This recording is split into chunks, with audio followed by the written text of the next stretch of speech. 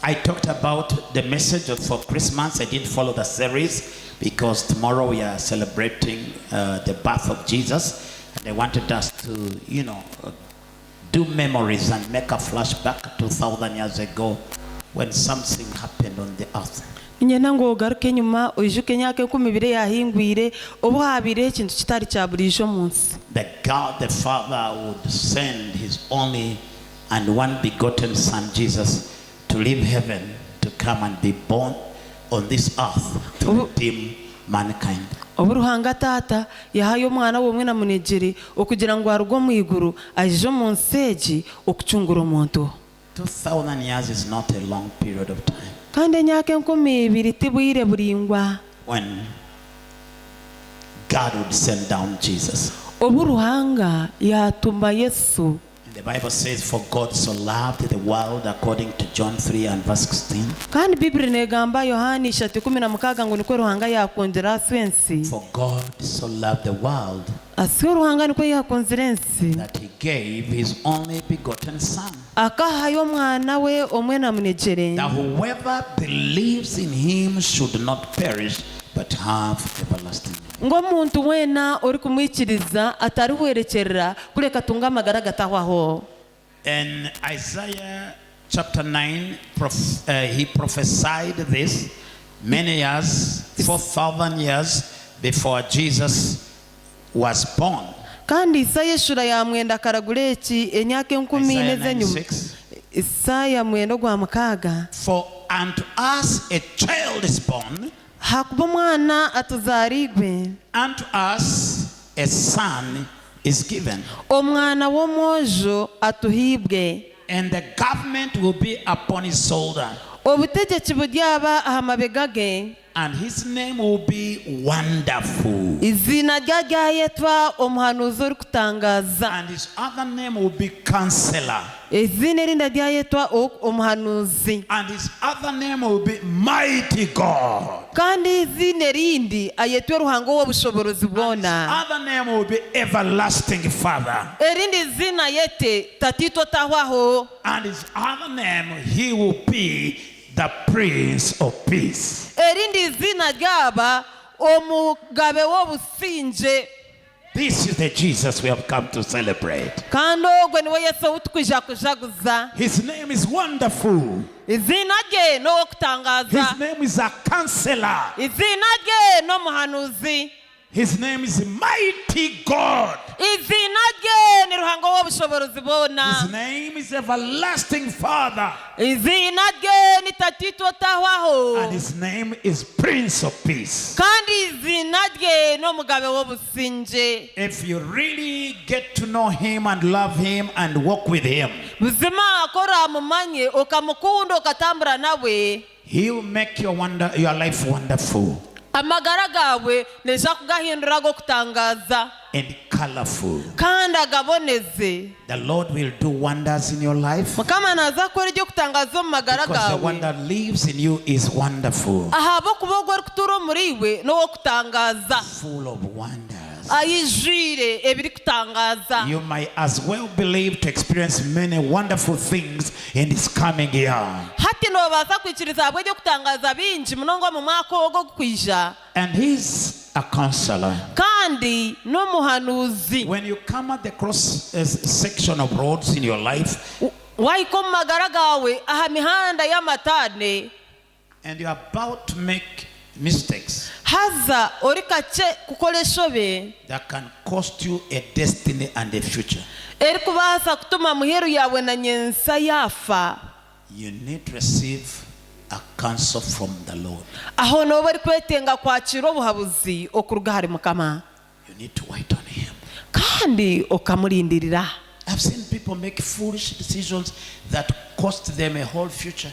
Ndebira abantu bakora ensharamu z'obushema eziri kumaraho muheru zabo zona. That cost them a whole life, that cost a marriage, that cost a business, that cost a whole calling of God on their lives. Ukamaraho bushubuzi bwe bukamaraho amakage na nyensa yeye na muheru no kwetwa kwa rahanga okudya hamagara ge kukahwaho. And every day we are tempted to come at that place where we reason things carnally.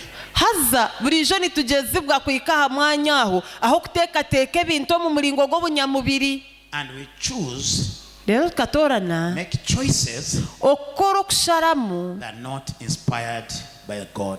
okutebembirigwe ruhanga. And I tell you, every time you make a wrong choice, haza ninkugambira burijo wakora okusharamu okugwire, your life in the other side can never be the same again. amagara gawe nigaba gatakibasa kugaruka kuba kugatwire.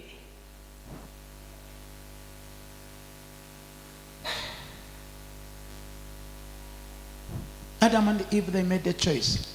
Adamu na Hawa bakakora okusharamu. The whole of their lives never was the same again. The whole earth never could be the same again. Until today, life is the way as it is because two people, Adam and his wife, made a wrong choice.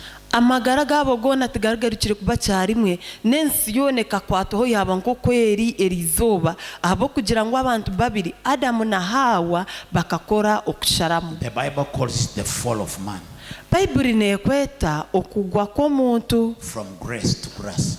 okurugwa mu mbabazi From akagomba glory imyasi, to shame. okurugwa mu kitinisa okuza mu kishwaro, From abundance to lack, poverty and scarcity. okurugwa mu bwijururana okuza mu bworo n'okuza mu bitakumara, From healthy okurugwa mu magara marungi and life kandi n'amagara to disease, okutaho mu ngwara, sickness omuga and death. nangwa n'okufa.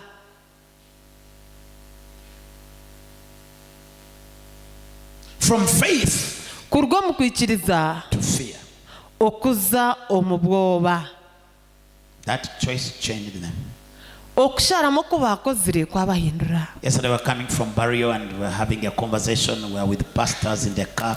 And I tubiri nturwambarara turi n'abarisa mu motoka tukuganira. mentioned to them, I said, this life nagira nti amagara aga works on the law Nigga- of the opposites.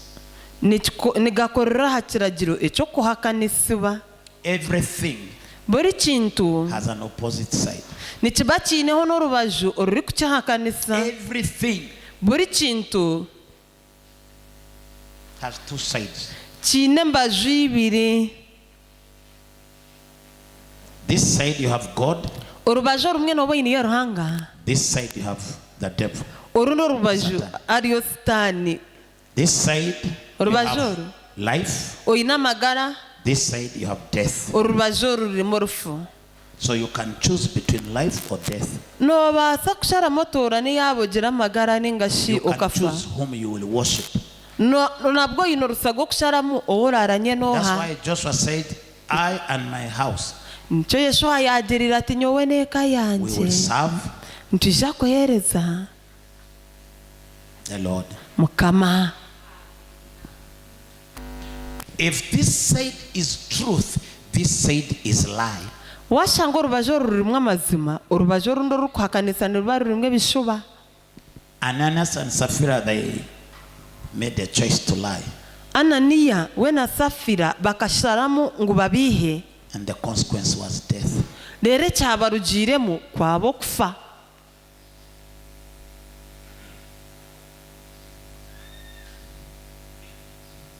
You can choose to be generous or to be a giver, or you can choose to be stingy and you withhold.